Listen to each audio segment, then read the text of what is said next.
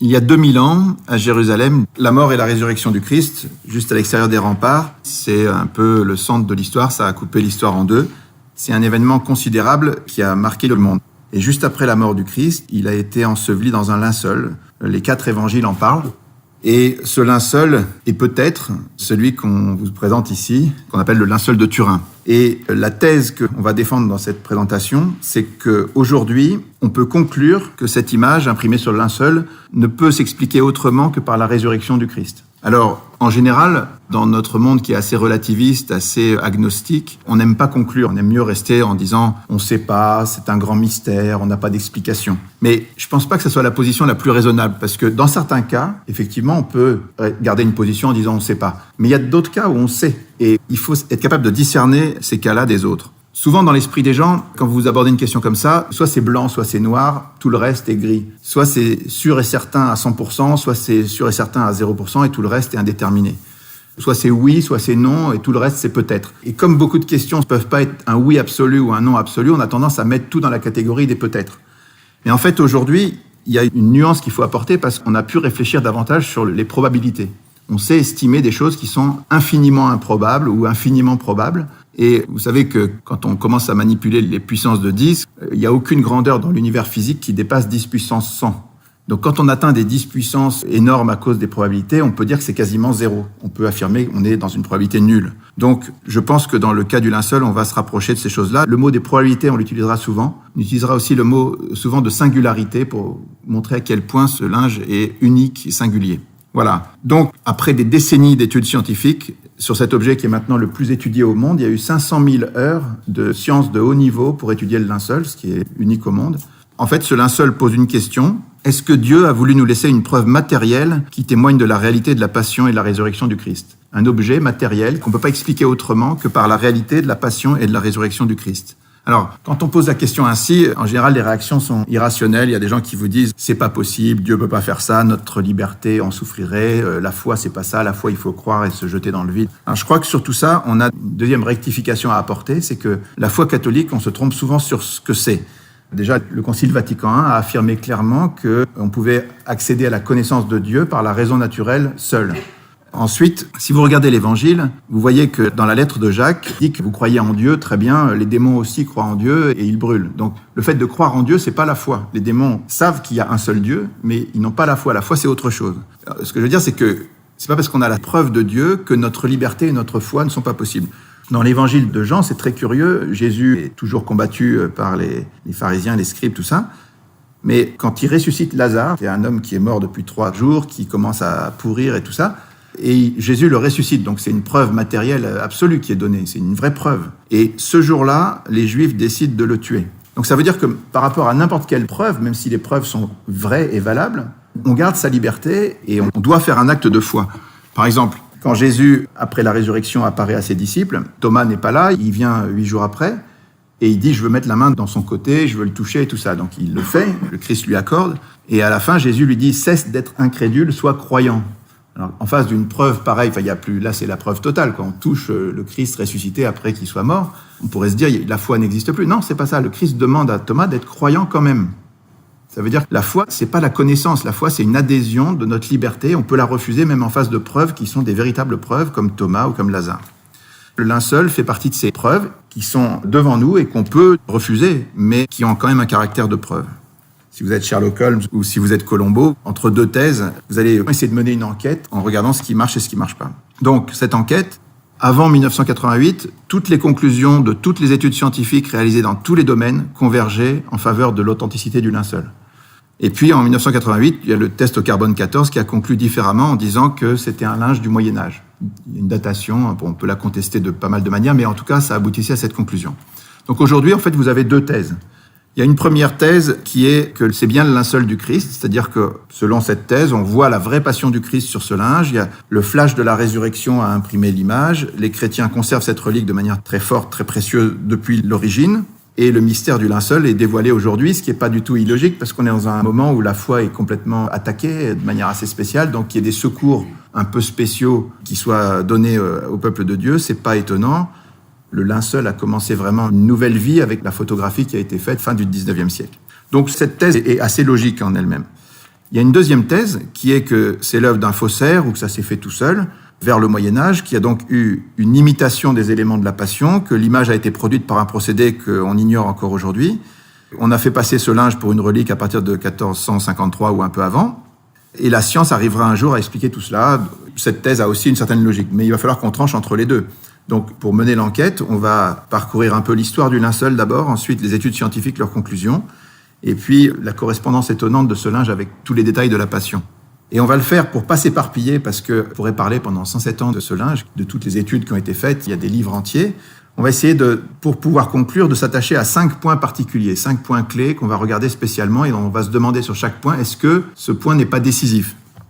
Le premier point, en regardant l'histoire du linceul, c'est le codex de prêt.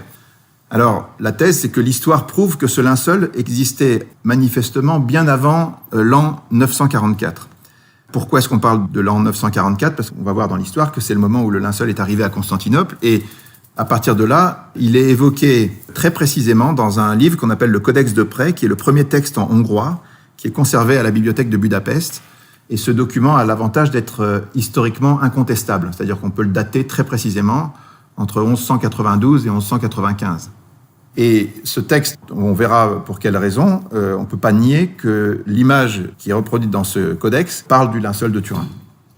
Alors, si on reprend le fil de l'histoire un tout petit peu, Jésus est mort en l'an 30, il a été mis dans un linceul, et vous savez que la Vierge Marie, c'est l'image de l'Église, elle a le cœur qui vibre de la même manière que le cœur de l'Église, et donc, comme l'Église est attachée aux reliques et aux lieux saints, la Vierge l'était aussi, donc les premiers disciples vont recueillir évidemment les précieuses reliques du Christ. On peut lister par exemple la couronne d'épines, la lance, le calice, les clous, l'éponge, le suaire d'Oviedo, éventuellement la tunique d'Argenteuil, vous avez peut-être entendu parler de tout ça, et un jour on retrouvera aussi avec Sainte Hélène la croix du Christ. Tout ça, ce sont les reliques du Christ.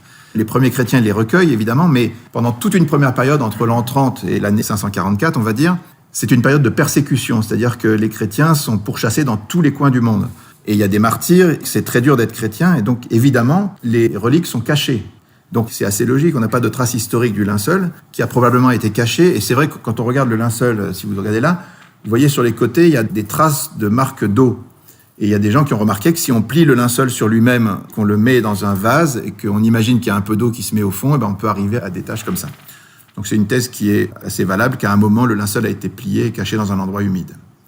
Ensuite, l'année clé, l'année étonnante, c'est 544. Qu'est-ce qui se passe en 544 ? Tout d'un coup, il y a cette nouvelle qui est historique, qu'à Édesse, au nord de la Mésopotamie, une image miraculeuse, non faite de main d'homme, a repoussé les ennemis perses. Alors, qu'est-ce que c'est que ce royaume d'Édesse ? En fait, Édesse est le premier royaume qui est devenu chrétien à la fin du IIe siècle. Les chrétiens étaient persécutés dans tous les coins du monde. Il y a un royaume qui devient chrétien. Et comme par hasard, c'est assez logique, les reliques les plus importantes de la chrétienté vont trouver refuge en ce lieu. Et au moment où Édesse est attaquée, on sort un linge et les ennemis sont en déroute. Cette histoire est rapportée un peu partout. Donc on est à peu près sûr qu'il y a eu un événement étonnant autour d'un linge comme ça à Édesse en 544. Tous les témoignages disent qu'à Édesse, on parlait du visage du Christ. Alors, on a pu, avec les travaux de Aldo Guerreschi, remarquer qu'il y avait des marques de pliage sur le linceul. Il a été plié en 8. On peut imaginer qu'il a été gardé comme ça et qu'on voyait que la partie du visage, et donc on disait que c'était le visage du Christ. Alors, qu'est-ce qui se passe en 544 ? C'est une date pivot pour la représentation du Christ, parce que auparavant, avant 544, le Christ était toujours représenté comme un jeune homme imberbe, un berger avec des cheveux bouclés. On voit ça dans les catacombes, on voit ça à Rome, à Ravenne, à Milan. Et c'est les représentations qu'on avait classiquement avant 544. Et tout d'un coup, après 544, le visage du Christ change. Il prend un aspect plus allongé, une barbe hébraïque, le nez allongé hébreu. On le retrouve dans la magnifique image du monastère de Sainte-Catherine au Mont Sinaï.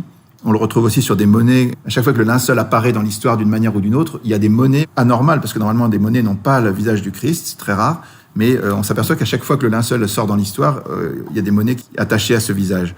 Voilà, dans tous les coins du monde, à la basilique Sainte-Sophie de Constantinople, on représente le Christ sur un modèle qui est le même que celui que vous avez dans l'église où on a dit la messe à l'instant, le modèle que tout le monde connaît. Alors, après cette date charnière, en 650, les musulmans arrivent à conquérir Édesse, et le linge est caché, mais on sait qu'il reste vénéré, il y a des témoignages là-dessus. Et en fait, c'était une certaine providence que le linge soit caché à nouveau dans un contexte musulman, parce que entre 730 et 787, il y aura ce qu'on appelle la querelle iconoclaste, c'est-à-dire que dans l'Empire byzantin, on va se mettre à détruire toutes les images parce qu'on considère que ça ne respecte pas les commandements de l'Ancien Testament, mais il y a toute une querelle là-dessus. Finalement, elle est tranchée par un concile qui dit non, maintenant que le Christ s'est fait homme, il a pris un visage et donc on peut représenter le Christ. Mais si jamais le linceul avait été gardé dans un contexte chrétien, il aurait été détruit. Il y a eu une quantité phénoménale d'images qui ont été détruites à ce moment-là par ceux qui avaient le pouvoir et qui étaient iconoclastes. Donc, par chance, il était caché dans le contexte musulman et il a été conservé. Après ça, l'Empire byzantin, après avoir détruit les icônes, il devient iconolâtre, c'est-à-dire que tout d'un coup, toutes les icônes deviennent extrêmement recherchées et on entend parler de cette icône d'Édesse qui est extraordinaire. Et donc, il y a une expédition spéciale qui est menée par l'Empire byzantin en 943 pour faire une percée dans l'Empire musulman et aller assiéger la ville d'Édesse, tout spécialement. Ça, c'est historique, on le sait de manière certaine. Et finalement, ils s'arrêtent devant la ville d'Édesse et au lieu de faire la guerre et d'attaquer la ville, ils vont négocier pour qu'on leur remette la précieuse relique en échange de 12 000 pièces d'or et de tous les prisonniers qu'ils avaient, c'est-à-dire 200 prisonniers qui sont remis en échange de la relique. Cette relique est ensuite amenée à Constantinople. L'empereur de Byzance la reçoit dans une procession triomphale. On a des dizaines de témoignages là-dessus. Ça se passe le 15 août 944. Il y a un dessin qui est publié 2 siècles après par Jean Skilitzès qui illustre ça. On voit l'empereur embrassant le visage du Christ sur un linge qui a une certaine longueur. Mais est-ce que c'est le linceul de Turin ? On s'en doute, mais on va l'apprendre de manière certaine grâce au Codex de Près. Donc pour l'instant, le linceul est conservé dans l'église des Blachernes et au Pharos, c'est-à-dire l'église des Blachernes, c'est au nord de Constantinople, et le Pharos, c'est là où était l'empereur. Puis on a des témoignages qui circulent de l'un à l'autre. Voilà. Grégoire le référendaire qui est allé chercher le linceul à Édesse, qui a vérifié que c'était bien cette relique qu'on lui remettait en échange des 200 prisonniers et des pièces d'or, il évoque cette empreinte et il dit qu'elle est embellie par les gouttes de sang jaillies du côté du Christ. Donc on voit bien que c'est pas seulement un visage, il y a aussi le côté. Il y a d'autres témoignages encore, mais finalement, comme je vous disais, vers 1190, le linceul est précisément évoqué dans le Codex de Près, qui est ce premier texte en hongrois incontestable. Alors qu'est-ce qui nous fait penser de manière certaine que c'est en voyant le linceul qu'on a dessiné cette image ? C'est simplement la position du Christ, la position des mains et surtout le fait qu'on ne voit que 4 doigts du Christ. On ne voit pas le pouce. Et ça, c'est unique dans l'histoire du linceul. Il n'y a aucune image dans le passé qui avait pensé à exprimer un détail comme celui-là. Et d'où ça vient ? Eh bien, le chirurgien Barbet, qui a fait des expériences en 1932, il a écrit La Passion selon le chirurgien en regardant le linceul. Il a constaté que quand on plantait des clous dans l'espace de Desto, non pas dans les paumes des mains comme faisaient toutes les représentations du Christ, mais si vous faites ça sur un corps, que vous crucifiez, en fait, le poids du corps va déchirer la main et le corps va tomber. Donc les Romains, qui étaient un peu des experts en crucifixion, puisqu'ils en avaient fait des milliers, ils crucifiaient dans l'espace de Desto, c'est-à-dire au niveau du poignet, et là, le corps tient parfaitement. Simplement, quand vous mettez un clou à cet endroit-là, vous tapez sur un nerf et le pouce se rétracte. Et avec le corps qui est tétanisé, avec la rigidité cadavérique, le pouce va rester dans cette position-là. Et quand le Christ, sur le linceul, met les mains sur le bas-ventre, on ne voit que 4 doigts. Ça, c'est un détail auquel personne ne pouvait penser. C'est un détail qu'on voit sur cette image et qu'on ne voit sur aucune autre image avant le linceul. Donc, on est en présence d'un cas d'école, de quelque chose d'absolument incontestable. Et si vous regardez d'autres détails du Codex de Près, vous voyez qu'à un endroit sur le linge, il y a 4 points qui forment un L. Et en fait, sur le linceul, si vous regardez, vous voyez sur la partie gauche, là-bas, 4 points qui forment un L en haut et en bas. Suite à un incendie, il y a eu des trous qui ont été faits dans le linceul. Donc, ce détail-là, qui est reproduit sur l'image du Codex de Près, ne peut pas non plus être inventé. On est sur des choses absolument incontestables. Voilà. Il y a plusieurs autres détails, on ne va pas rentrer trop dans les détails, justement. Alors, l'histoire se poursuit en 1203. Il y a un chevalier français qui s'appelle Robert de Clary qui arrive et qui dit qu'il a vu le siloane, c'est-à-dire le linceul du Christ, où notre cire fut enveloppée, qui chaque vendredi se dressait tout droit, si bien qu'on pouvait y voir la figure de notre Seigneur. À Constantinople, tous les vendredis, on exposait le linceul dans toute sa longueur, se dressait tout droit, pour qu'on puisse venir le vénérer. Et puis, arrive cette fameuse date de 1204, 14 avril 1204. Vous savez que la 4e croisade, avec 33 000 croisés français et 17 000 Vénitiens, attaque Constantinople et il pille la ville pendant 3 jours. Ces 3 jours d'horreur, un vrai scandale entre chrétiens. Et à cette occasion, Robert de Clary, donc le chevalier, précise en 1204 que plus jamais personne, ni grec ni français, ne sut ce que le linceul devint quand la ville fut prise. Simplement, on sait que c'est un Français, le chevalier Othon de la Roche, qui pénètre dans l'église des Blachernes, à l'endroit où le linceul était certainement.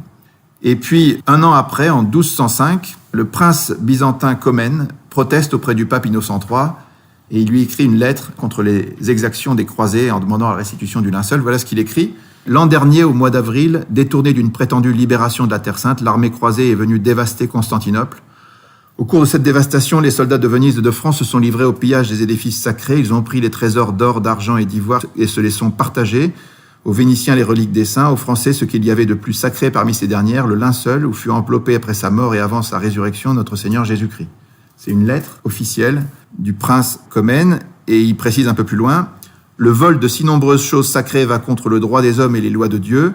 Nous savons que ces choses sacrées sont conservées à Venise, en France et autres pays des pillards, le sacré linceul étant à Athènes. » Et puis, on s'aperçoit que la même année, en 1205, c'est le chevalier franc-comtois Othon de la Roche qui devient duc d'Athènes avec les Champenois, les Bourguignons et les Francs-Comtois.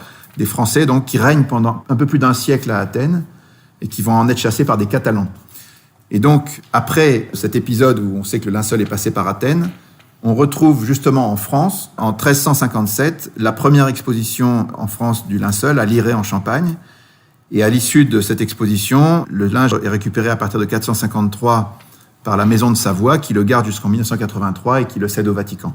Voilà, donc on connaît très très bien l'histoire qui s'est passée en France, mais on connaît aussi très très bien toute l'histoire avant. Et on revient sur ce point, le Codex de Près témoigne de manière incontestable qu'il s'agissait bien du linceul, et on peut le retracer donc jusqu'à Édesse. Ça veut dire que ce n'était pas un linge du Moyen-Âge, ça veut dire que la thèse numéro 2, elle est déjà annulée. C'est pas vrai que le linceul venait du Moyen-Âge. Deuxième point auquel on va s'attacher, c'est que le linceul est un négatif. Alors, on sait qu'il existe depuis des siècles, et on sait aussi que cette notion de négatif est totalement inconnue avant le 19e siècle. Il n'y a aucune image d'aucune sorte qui représente un négatif avant le 19e siècle. Alors, pour la petite histoire, Sainte Thérèse de l'Enfant Jésus et de la Sainte Face est partie au ciel en 1897. Elle avait promis de passer son ciel à faire du bien sur la terre. Elle avait évidemment une dévotion particulière à la Sainte Face du Christ, puisqu'elle l'a mis dans son nom.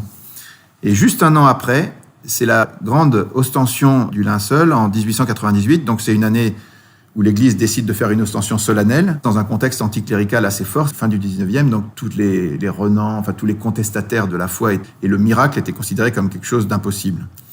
Les croyances chrétiennes étaient ridiculisées et c'était jugé d'un autre âge. À ce moment-là, il y a un amateur qui s'appelle Segundo Pia qui est autorisé à faire la première photo du linceul. Donc à l'époque, quand on faisait des photos, c'était un peu plus compliqué qu'aujourd'hui. Il fallait faire une plaque photographique, la mettre dans un révélateur dans une chambre noire.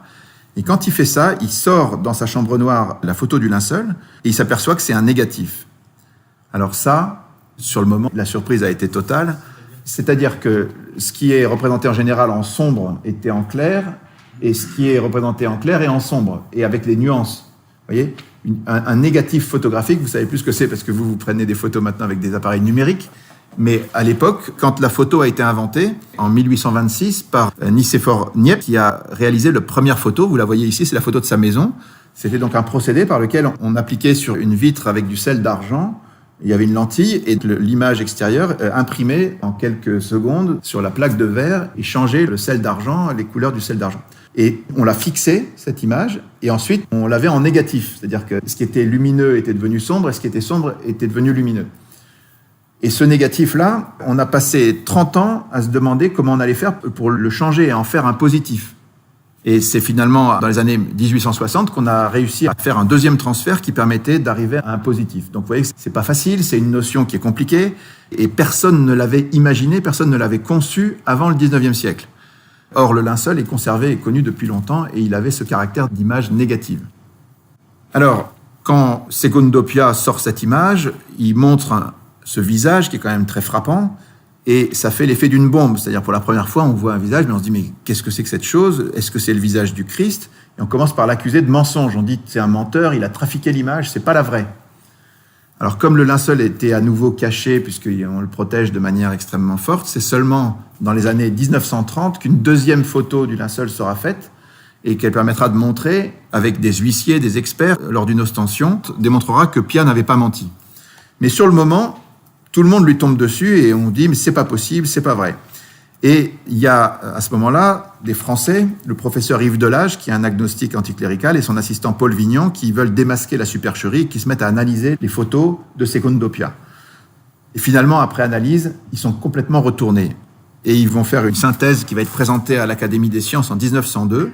Et ils vont conclure en disant « Il n'y a aucun doute, ce linge porte l'empreinte extrêmement réaliste d'un homme qui est mort crucifié selon la manière de l'Antiquité romaine. » Ils font tout un développement et ils concluent en disant « À notre connaissance, il n'y a aucun autre condamné romain à la crucifixion qui ait subi en même temps une flagellation, un couronnement d'épines et un coup de lance, toutes choses qu'on retrouve inscrites dans l'image du linceul. » Alors, ce rapport fait scandale, l'Académie des sciences n'accepte pas et le président, qui est Marcelin Berthelot, qui est un anticlérical notoire, refuse d'enregistrer la déposition et ce qui a été dit devant tout le monde. Pour la première fois, on refuse de l'enregistrer pour des raisons idéologiques.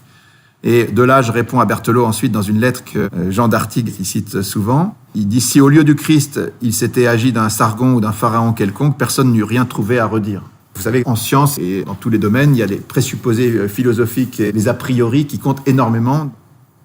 Même Einstein, quand on lui a proposé la théorie du Big Bang, il a dit non, c'est pas possible, on va faire autrement, on va mettre une constante pour empêcher que ça soit trop proche de la création biblique. Donc il y a des a priori qui comptent énormément, et là, on ne voulait pas que ce soit le linceul du Christ. Alors, suite à ça, il y aura des tas d'études.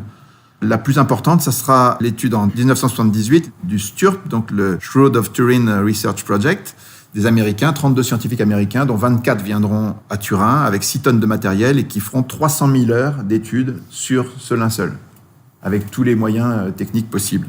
Ces études, on va les regarder un peu de près, mais restons sur ce premier point. Simplement, le fait que ce soit une image en négatif, c'est juste impossible que quelqu'un l'ait conçu avant le 19e siècle. Cette idée de négatif n'existait pas. Il n'y a aucun exemple dans le passé. Au Moyen-Âge, la notion était inconcevable pour l'époque. Deuxième point, c'était inutile, parce que ça donnait un résultat assez médiocre, flou, disgracieux. Et pourquoi créer un négatif illisible alors que l'image aurait pu être faite directement en positif, comme sur tous les faux linceuls connus au Moyen-Âge. Et puis, troisième point, il y a quantité de détails qui sont à peine perceptibles à l'œil nu. Si vous vous rapprochez du linceul, vous voyez presque rien. Des choses qu'on peut appréhender avec des procédés photographiques très puissants, des procédés modernes. Et ces choses-là existent sur le linceul, il n'y avait aucune raison de les créer alors qu'on ne les voyait pas. Si jamais il y avait eu un faussaire, il aurait fallu qu'il travaille non pour ses contemporains, mais pour le XXe siècle. Globalement, c'est impossible. On peut s'arrêter sur ce deuxième point. À lui tout seul, il montre que le linceul ne pouvait pas être autre chose qu'authentique. Voilà un premier point sur la matière du linceul. Troisième point, ce linge est une sorte d'exposition de l'évangile de la Passion. On recense 18 détails inconnus au Moyen-Âge qui rendent l'image inconcevable aussi à cette époque. Toutes les études qui succèdent pendant un siècle vont conclure, donc comme on avait dit, de manière concordante, et c'est l'objet le plus étudié au monde. Alors d'abord, si on regarde le tissu lui-même, c'est un linge de 4,40 mètres par 1,10 mètre, qui est constitué d'un lin pur et tissé en chevron, c'est-à-dire un procédé de tissage qui était connu au Moyen-Orient au temps de Jésus. Et le lin pur avec un peu de coton, sans aucune trace de laine, ça correspond aux règles des métiers à tisser juifs. Pourquoi ? Parce qu'il y avait 2 textes de la Bible, dans le Lévitique et dans le Deutéronome, qui disaient qu'on ne devait pas porter sur soi un vêtement mêlé de 2 fibres différentes. Donc il fallait bien séparer la laine et le lin. Les métiers à tisser juifs avaient cette particularité, alors que dans tous les autres cas, il y avait toujours des petits bouts qui traînaient, on aurait trouvé un peu de lin ou un peu de coton. Chez les juifs, les choses étaient totalement séparées. Donc dans le linceul, on ne trouve pas de laine. C'est un deuxième point intéressant. Troisième point qui plaide pour l'authenticité, la nudité complète du corps. Jusqu'au Moyen-Âge, même quand on parle du linceul, on le rhabille. Donc que le corps soit entièrement nu, c'était pas du tout dans les mœurs. Il y a des gravures du linceul où on représente le linceul avec habillé pour éviter le nu. Donc ce point-là est intéressant aussi.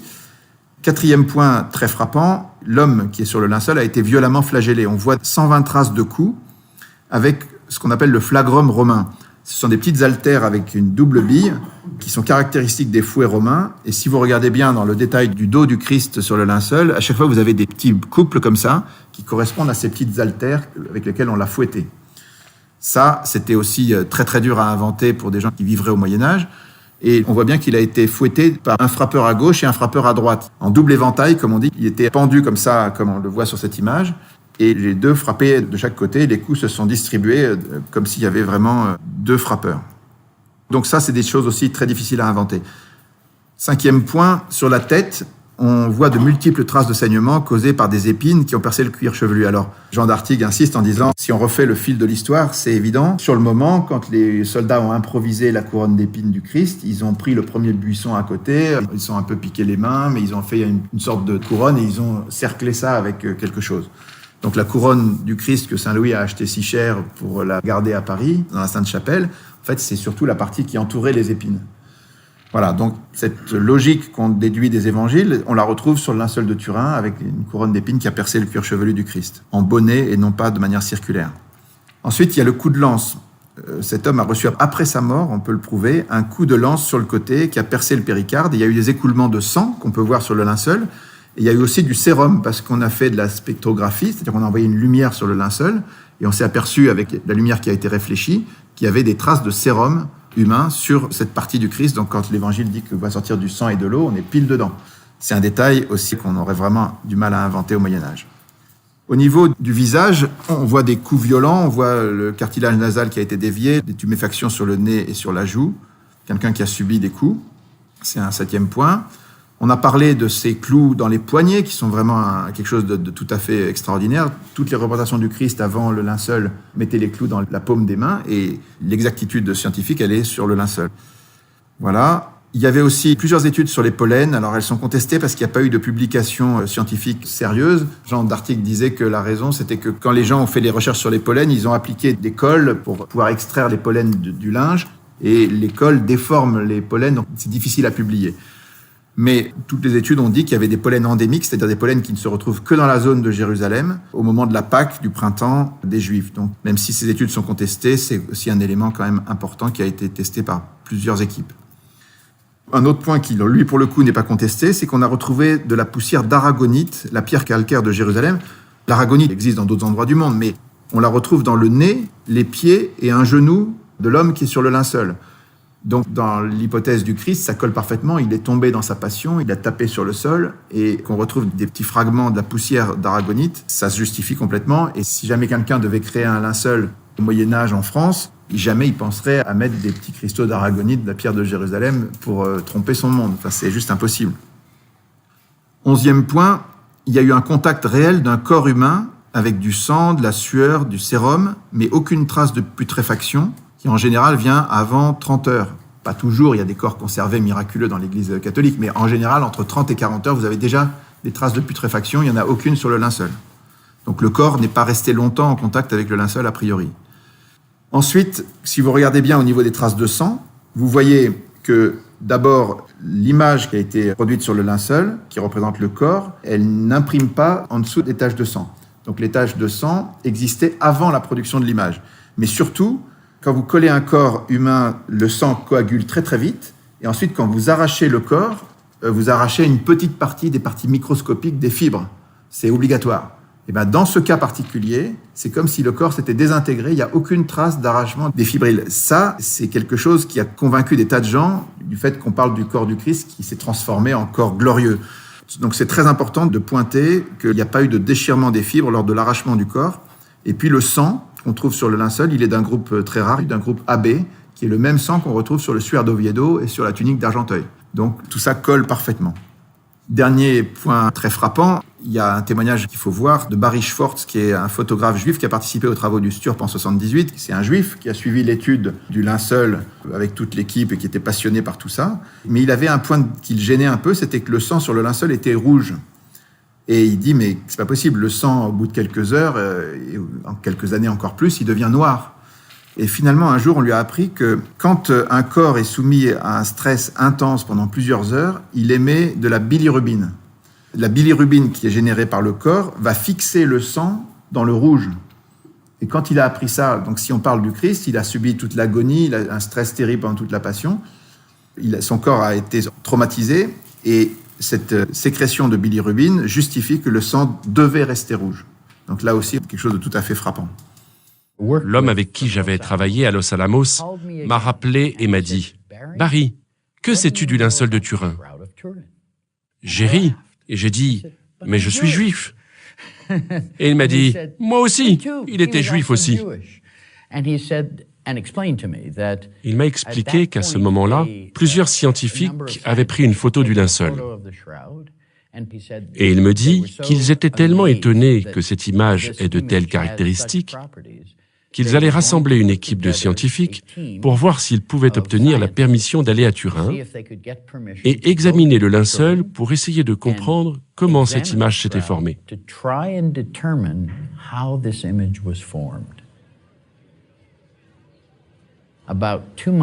2 mois environ après le début du projet, je me souviens avoir dit à l'un de mes collègues, « Qu'est-ce qu'un jeune homme juif comme moi fait ici ?» Et il a ri et il m'a dit, « As-tu oublié que l'homme du linceul est juif ?»« Non, non, je sais. » Et il m'a donné ce qui est peut-être le meilleur conseil que j'ai jamais eu de ma vie. Barry, va à Turin et fais le meilleur travail que tu peux. Dieu ne nous explique pas son projet à l'avance, mais un jour, tu sauras. C'était un conseil génial, et cela m'a fait rester dans l'équipe. J'allais démissionner. Mais à cause de ces paroles, de Dieu peut-être à travers ses lèvres, je suis resté dans l'équipe. La chose qui m'a empêché d'accepter que le linceul est authentique durant des années, 18 ans, c'est que le sang sur le linceul est encore rouge. Le sang ancien doit être noir ou marron. Personne n'a pu expliquer pendant 18 ans pourquoi le sang sur le linceul est resté rouge. Et en 1995, dans une conversation téléphonique avec le docteur Adler, un chimiste juif qui a prouvé que le sang sur le linceul est vraiment du sang, nous étions en conversation au téléphone. Et là, il m'a dit quelque chose dont je n'avais jamais entendu parler. Quand quelqu'un est torturé sur une longue période de temps, 24 ou 36 heures, à peu près la durée pendant laquelle Jésus a été torturé, le corps entre en état de choc. Jésus n'a pas reçu d'eau, il a été flagellé. Donc il est entré en choc anaphylactique. Après quelque temps, dans ce genre de choc, les parois des cellules rouges du sang commencent à se décomposer. Et le foie répand dans le corps, dans le sang, une enzyme qui s'appelle la bilirubine. Et quand cela arrive, le sang reste rouge pour toujours. Et quand j'ai découvert cela, c'était la dernière pièce du puzzle. Et cela m'a donné la conviction que le linceul est authentique, parce que ça m'a donné une réponse scientifique et crédible à la dernière question que j'avais. Voilà, tous les détails de la Passion se retrouvent sur le linceul du Christ. Et puis, on arrive à un 4e point qui est absolument frappant. Essayer de comprendre comment cette image s'est imprimée, par quel rayonnement l'image s'est imprimée sur le linceul. Alors, on peut être sûr que l'image ne s'est pas imprimée par contact, parce que si vous mettez de la peinture sur un visage et que vous imprimez un linge et que vous enlevez ensuite le linge, vous verrez que le visage est déformé. Or, le visage du Christ, c'est un visage qui n'est pas déformé. C'est pas non plus par peinture, c'est une certitude pour plein de raisons. Il y a une absence totale de pigments, il n'y a pas de collagène. Et puis, on peut dire aussi que l'image qui est imprimée sur le linge, elle a été étudiée par les spécialistes. Le linge est très très fin, il fait 0,3 mm. Et la brûlure, enfin, c'est pas vraiment une brûlure, on appelle ça une oxydation acide déshydratante. Cette oxydation acide déshydratante, elle ne concerne que les 40 premiers microns de la surface du linge. Il n'y a rien en dessous. Si vous le regardez de l'autre côté, vous voyez strictement rien. Donc, n'importe quelle peinture, n'importe quel colorant, n'importe quel objet qui aurait teinté le linge l'aurait transpercé. Sur 0,3 mm, vous êtes sûr. Là, on n'a absolument pas ça. Et quand on analyse de près de quoi il s'agit, cette sorte de brûlure du lin, elle est très superficielle et elle comporte une information de distance. L'image a des teintes dégradées. Cette dégradation des teintes donne une information de tridimensionnalité. En regardant si c'est plus ou moins dense, les brûlures des fibres, on va pouvoir reconstituer une image en 3D du linceul. Il y a Thierry Castetz qui a fait une image 3D que vous voyez sur la gauche, et puis Soons qui a fait un hologramme qui tourne et qui donne un aspect vivant au visage. Ça, on peut le faire simplement parce qu'il y a des parties plus brûlées que d'autres. Et donc, si on interprète cette brûlure en lui donnant une valeur de distance, on reconstitue le visage du Christ. Ça n'existe nulle part dans aucune image, à aucune époque, et on est même incapable de le refaire aujourd'hui. Personne ne saurait refaire ce type de brûlure et ce type d'information sur une image aujourd'hui. Alors, la conclusion de tout ça, c'est que l'image a été produite par un rayonnement qui est extrêmement spécial. Si on veut essayer de comprendre quel type de rayonnement ça pouvait être, vous voyez cette image du Christ, le Christ est à l'horizontale, on peut imaginer qu'il est en apesanteur et que vous avez le linceul qui est parfaitement droit au-dessus et en dessous. Et à un moment, il y a un rayon qui va être vertical, c'est-à-dire orthogonal au linceul, qui va imprimer l'image. Parce que, attention, si vous faites un rayonnement, une lumière classique, vous imprimez rien du tout. Parce qu'une lumière classique, ça part dans toutes les directions. Donc, il n'y a pas d'image nette. Il faut que le rayonnement soit unidirectionnel. C'est un truc de fou. Si vous voulez que le corps s'imprime de cette manière-là sur le linceul, il faut que parte du corps un rayonnement d'autant plus puissant que la distance est courte. Vous voyez, le rayonnement qui crée l'effet de tridimensionnalité, mais aussi que ce rayonnement soit parfaitement orthogonal au linceul, qui doit être plat. Si le linceul était flottant un peu n'importe comment et que l'image part dans toutes les directions, vous n'auriez rien du tout. Vous auriez de la bouillie. Essayez d'imaginer la chose. On parle d'un rayonnement unidirectionnel, orthogonal au linceul, imprimé sur un tapis volant. Si vous raisonnez 2 minutes, il n'y a pas d'autre manière de concevoir la production de cette image. Franchement...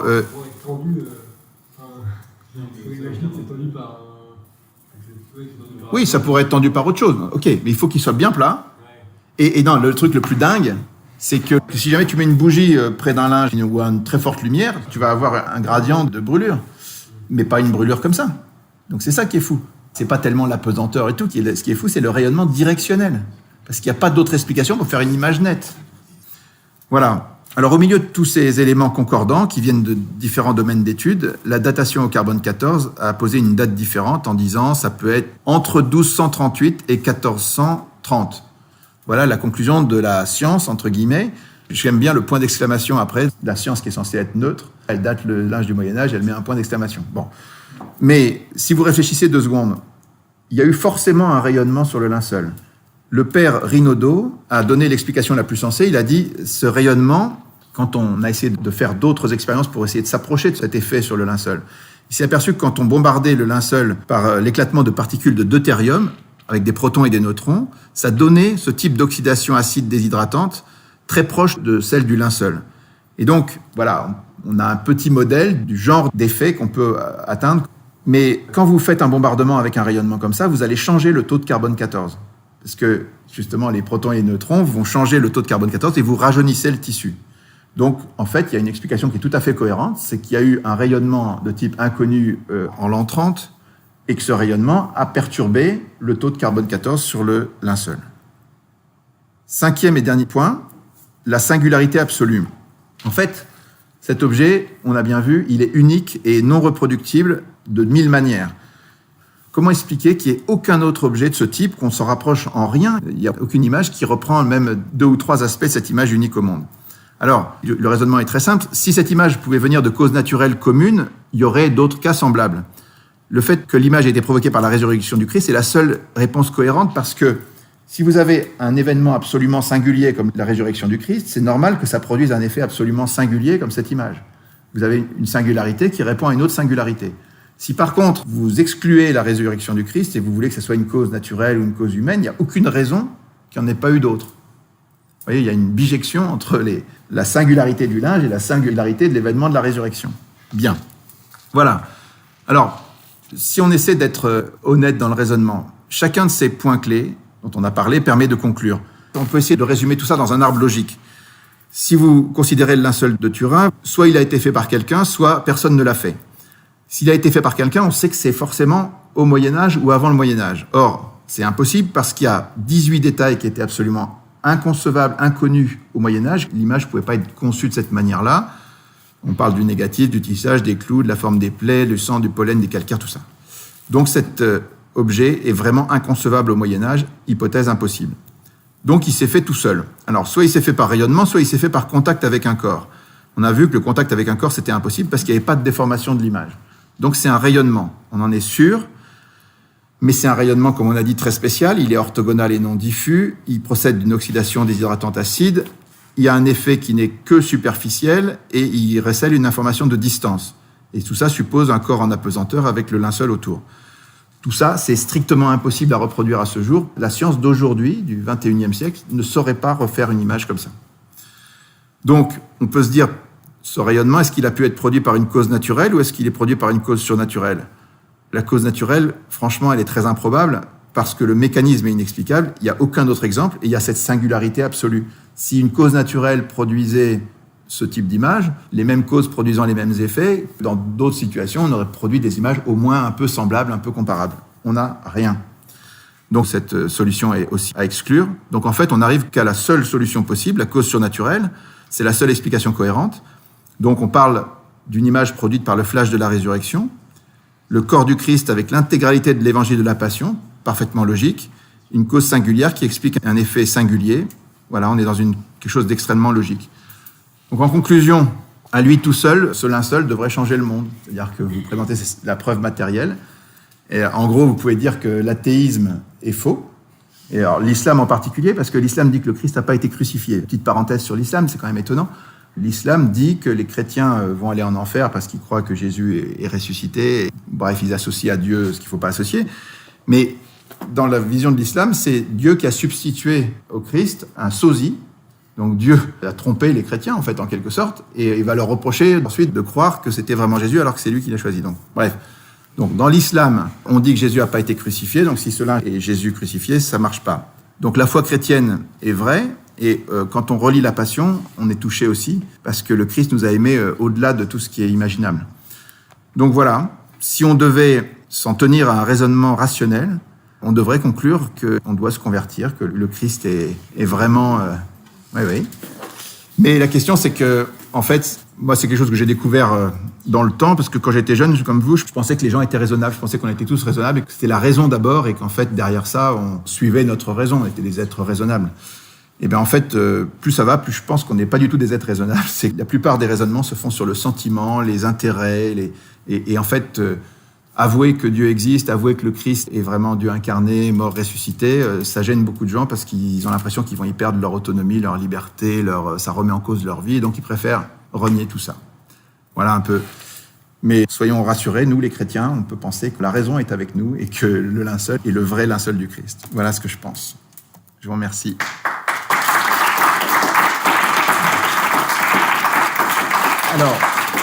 Alors, ce que je vous propose maintenant, c'est qu'il y ait quelques questions. Qu'est-ce qu'on appelle une preuve dans le langage courant ? Qu'est-ce que cherchent Colombo et Sherlock Holmes quand ils font une enquête ? Il y a deux thèses. Il est coupable, il n'est pas coupable. Il était avec le chandelier, il a des traces d'ADN sur le truc et tout. Donc pour moi, c'est des preuves que c'était lui. Une preuve, c'est ce qui invalide une thèse et ce qui rend l'autre valide. Quand vous faites une enquête policière, vous cherchez des preuves et à la fin, il faut bien à la maman poser un diagnostic, poser une conclusion. Vous le faites à partir d'éléments matériels. Et à un moment, vous dites, là, cette thèse, elle est invalide parce que cet élément-là la rend invalidée.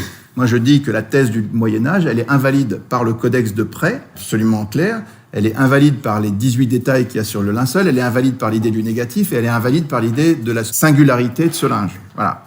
Chacun de ces éléments, à lui tout seul, il suffit à déblayer le terrain. Donc, bon. Et ce que je dis simplement, c'est que les preuves ne sont jamais contraignantes.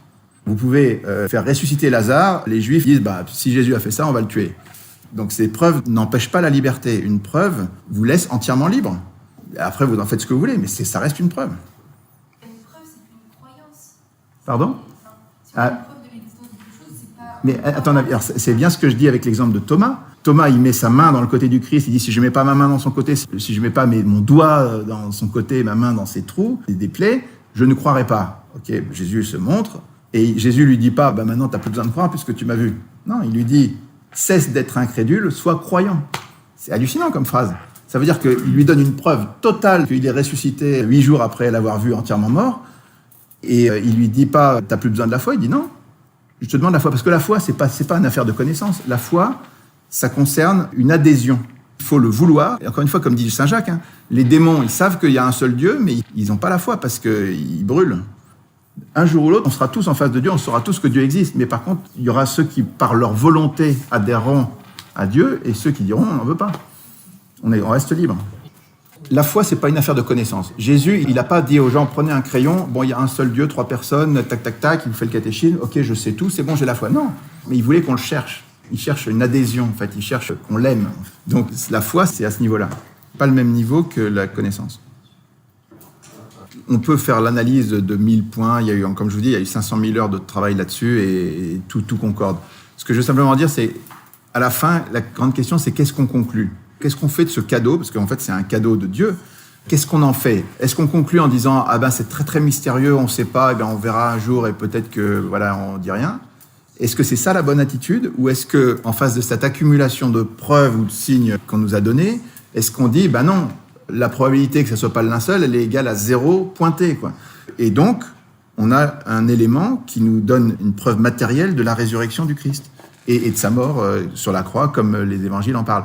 Moi, je trouve que c'est très important. C'est là-dessus que doit s'exercer le discernement, c'est-à-dire, Est-ce qu'on conclut ou est-ce qu'on fait toute cette étude? On a une attitude incohérente en disant, comme d'habitude, on est agnostique, comme d'habitude, tout est relatif. Non, il y a des trucs, à un moment, on a passé le stade de peu conclure.